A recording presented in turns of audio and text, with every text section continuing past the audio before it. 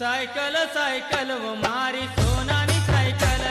ধনু দাঁড়া বাবা সাইকেল ওয়ালির এত হাসি কোথায় যাবি কোথায়?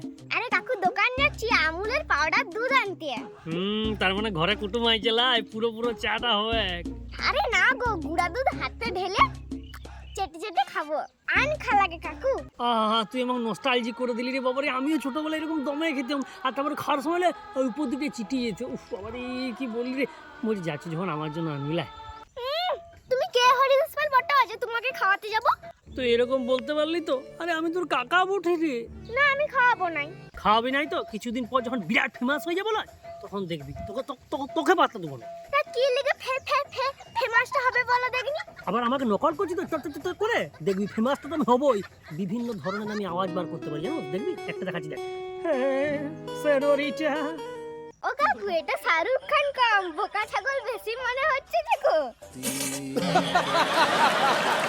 তুই আমাকে বোকা ছাগলের সঙ্গে তুলনা করলি তো। দেখ আরেকটা দেখাচ্ছি এইটা দেখ। हाय देखते में तो हम तुम्हारे बाप लगते लेकिन नाम है साहिंसा। বাহ কাকু এইটা ভালো বটে দেখো। এইটা লেগে তুমি কাজও পাবে। দেখলি তো শিল্পীর কদর করতে শিখ। আরে বুঝি কি কাজ পাবো? গরু বাগানের কাজ পাবে। গরু এদিকে চলে গেলে বলবে হাই হাই, আবার গরু এদিকে চলে গেলে বলবে হাই হাই। এরকম করে বোকা ছাগল গরু বাগাল এইসব বলে আমাকে অপমান করছো তো। আমি আমার গলা থেকে 7 থেকে 8 ধরনের আওয়াজ বার করতে পারি। আর যেদিন ফেমাস হবো না সেদিন আমি তোকে দেখাবো বলে দিলাম। কাকু কেন না আমি তো মজা করলাম গো। ভালোই হচ্ছে পারলে তুমি আরো 10 থেকে 12 জনের আওয়াজ তোমার গলা থেকে বার করার চেষ্টা করো। এই দাঁড়া তুই আমার ঘটাতে তো উৎসাহ দিচ্ছ কেন? এখনই তো সময় কাকু, পরে আর পারবে না। কেন পারবো না কেন?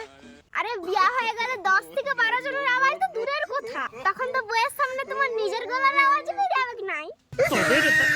চলো আরে চোখ তুলে দেখো না কে এসেছে নতুন।